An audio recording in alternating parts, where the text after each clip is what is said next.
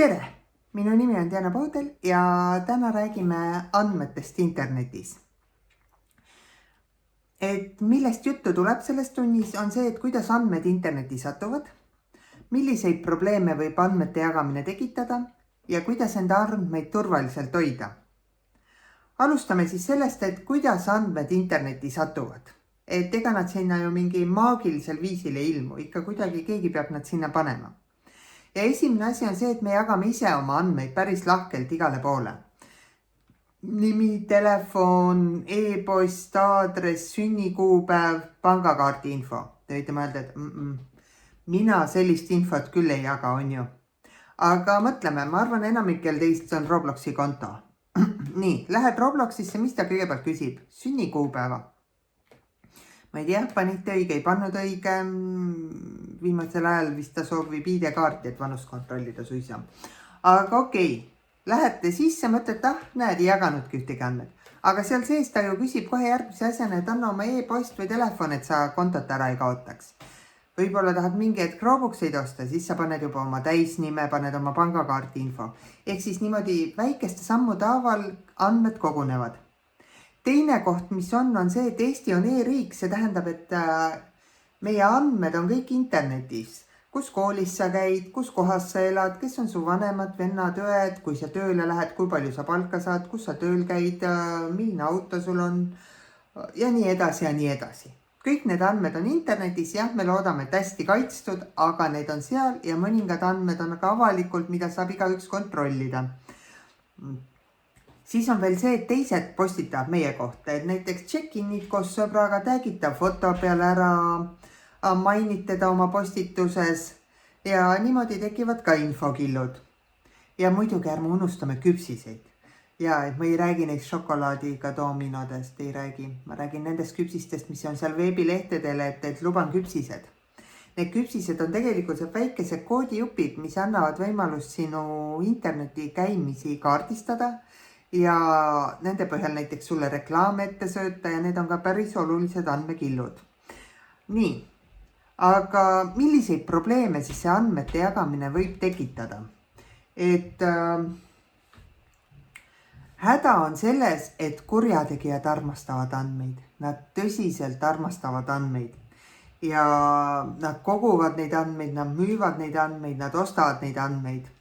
Ja mitte sellepärast, et öelda, et oi, mul on kõige rohkem andmeid, vaid selleks, et andmete abil võib igasugust jama teha. Näiteks teise inimese kontot kasutada, näiteks e-post, parool, mõlemad on andmed ja kui need uitama lähevad, siis ma saan ju sinu kontot kasutada, ma saan sinu nime alt postitada, ma saan sinu tuttavaid skämmata, ma saan kõike teha. Raha varastamine, nagu ma ütlen, paned pangakaardi numbri ja keegi teine saab shopata, kui see andmekild satub päti kätte. Saab igasuguseid pettuseid ja skämme teha, et näiteks kui ma tean, et inimene elab näiteks, ma ei tea, Uus-Tänav 1 ja kasutab LHV panka ja ta telefoninumber on selline, siis ma saan talle helistada öelda, et hallo, ma helistan teile LHV pangast, teie kontolt toimuvad kahtlased tehingud. Kontrollin, kas teie elate sellel tänaval? Ja elan. Kas teie telefoninumber on selline? Ja on. Inimesel on tunne, et okei, see peab pank olema, et ta teab neid andmeid, on ju. Tegelikult see on pätt. Aga kui ta helistaks, ütleks, tere, ma helistan pangast, teil on kahtlased tehingud, inimene küsib, mis pangast? Seep pangast? Ei, mul ei ole seal kontot. Ai, vabandust, ma tahtsin öelda Sveep pangast. Ei, mul seal ka kontot ei ole. No, see skämm ei kõlaks enam üldse nii usutavalt, on ju. Siis on ka inimese mainet rikkuda. Et mida rohkem sa inimesest tead ja seda lihtsam on teada, kuidas tema mainet rikkuda. Näiteks oletame on pätid, kes tutvumisskämm. Et hakatakse suhtlema kellegiga ja meelitatakse inimeselt välja selliseid pilte, kus inimene on kas alasti või väheste riietega või midagi sellist piinlikku. Ütleme, ei peaks piinlikku, aga ütleme, sa ei tahaks seda jagada koolis või töökaaslastega.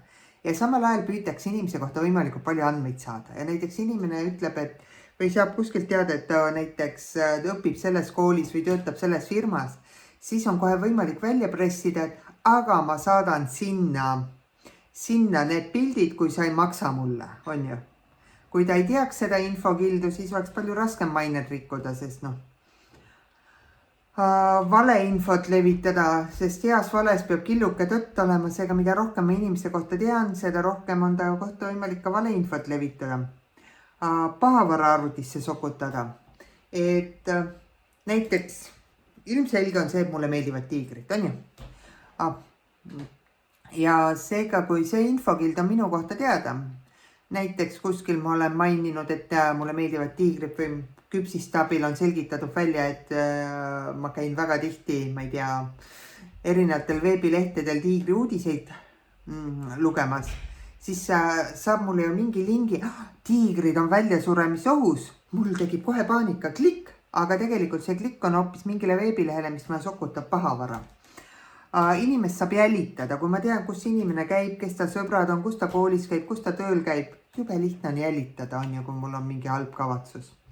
Ehk siis andmed on raha. Pättide jaoks on iga andmekild mingi väärtusega, jah. Tavalise inimese üks väike andmekild võib sent olla. Aga mõnikord, mida tähtsam on inimene, mida rohkem on tal kontol sõpru, mida rohkem on tal kontol infot, seda kallimaks läheb ka see konto hind mustal turul. Ja ega need lekivad need andmed ka headest andmebaasidest, sest näiteks on olemas selline sait nagu I have been pwned. Ja kui panna enda meil sisse, siis ta näitab mitmes andmebaasis ta lekkinud on ja minul on näiteks praegu 21 mu põhi e-post. Loodan, et teil on vähem, sest ma olen väga aktiivne arvuti kasutaja olnud juba 25 aastat, see on õudne. aga põhimõtteliselt jah, et sealt saab kontrollida, ma panen see lingi siia alla. Samuti selline mainekahju, see ei ole kõige parem näide, kuna siin ei olnud vanad andmed, vaid lihtsalt inimene Twitchis kasutas inetuid väljendeid ja sõnu ja seetõttu jäi sponsoritest ja jääb ka võib-olla tööst ilma. Aga on ka täiesti juhtumeid, kus inimene postitab midagi infot, mingit kas või see ei pea olema isegi mingi infokild, ta lihtsalt midagi inetub postitab ja siis 5 aastat hiljem läheb tööd otsima ja see infokild tuleb välja ja tööandja ei taha sellist inimest tööle. Ehk ka see, mida me postitame, on meie andmed. Et olge ettevaatlikud ka sellega. Ja kuidas oma andmeid siis turvaliselt hoida? Et päris turvaliselt ei saa, 100% turvaliselt on nii, et sa ei anna oma andmeid mitte kuhugi. Aga ütleme, üks nipp on see, et jaga ainult hädavajalikku informatsiooni. Pole vaja igale poole öelda kõike infod, mida küsitakse. Jah, kui sa lähed Eesti e-riigi saidile, siis sa pead õigeid andmed panema, sest seal saad ainult ID-kaardiga sisse. Aga kui sa lähed mingisse veebipoodi, ütled, et jah, palun saada mulle smartposti automaati pakk, siis hakkab veebipood küsima, aga mis su koduaadress on? Mis see sinu asi on vastus, on ju. Ma olen isegi paaris e-poes kirjutanud nii, et mis see sinu asi on aadressiks, aga inetult ei tohi, aga natukene norida võib, kui küsitakse jaburaid asju. Siis ära siiest andmeid lehtedele, mille omanikku tead. Näiteks kui mulle keegi pakuks internetist imearmast tiigriga bluusi, jah, mulle tiigrid meeldivad ja bluusid meeldivad ja aga ma ei tea, kelle veebipood on, siis isegi kui nad pakuks ülija hinda ja tasuta transport, siis ma ikkagi ei paneks sinna oma pangakaarti andmeid, sest kui ma ei tea, kes on lehe omanik, siis ma ei tea, kuidas ta mul andmeid käitleb ja ma ei pane oma andmeid sellisele lehele sisse. Samuti ära postita infot, mida sa kõigiga jagada ei soovi. Et privaatsust internetis selles suhtes ei ole, et ma mõtlen, et ma kirjutan ainult kinnises grupis, et ma ei tea, ma olen sellel päeval sündinud ja minu koduaadress on see. Need kõik postitused võivad lekkima minna, gruppide privaatsussätted võivad muutuda. Ära pane mitte mingis vormis interneti infot, mida sa ei taha kõigiga jagada, on üldiselt hea soovitus. Googleda ennast vähemalt korra aastas. Mina näiteks viimane kord, kui ma kevadel googledasin, avastasin, et keegi on minu kohta Wikilehe teinud. See oli täitsa okei, aga jah, ikkagi huvitav üllatus. Aga vaada, Google'iga saab teada kohe, mis toimub. Kustuta vahepeal oma veebilehe küpsised. Et sätetes saab kustutada küpsised ja siis ta natukene võtab sinu jälitamist mööda interneti vähemaks, jah. Negatiivne on see, et siis sa pead suure tõenäosusega veebilehtedele uuesti sisse logima, aga see asi on seda väärt turvalisuse seisukohalt. Ja viimase asjana veel mainiks ära, et on olemas selline seadus nagu isikukaitseandmete üldmäärus. Et kui sa näiteks tahad teada kuskilt, et mis andmeid sinu kohta kogutakse ja mida nendega tehakse või tahad kuskil, et su andmeid parandatakse või kustutatakse, siis see seadus on see, mille alusel sa saad seda nõuda. Muidugi ainult ausatel lehtedel, sest pätid kahjuks ei hooli seadustes, muidu nad ei oleks ju pätid, on ju. Aga jah, et ma väga loodan, et teil ei lähe seda seadust vaja, aga kui läheb, siis otsige ta veebist üles selle nime järgi. Nii, aga andmetest siis praegu kõik. Ehk siis olge ettevaatlikud, ärge jagage liiga palju infot, ärge jagage oma andmeid ja mõelge, et iga andmekild on nagu väikene nagu leivapuru, mille järgi saab teile tulla. Oli mingi muinasjutt, kus nad jätsid leivapuru ja siis sai nende järgi tulla. Ma ei mäleta, mis muinasjutt see oli. Pole oluline. Igal juhul jah, ärge jätke liiga palju endast jälgi maha interneti. Okei? Tšau!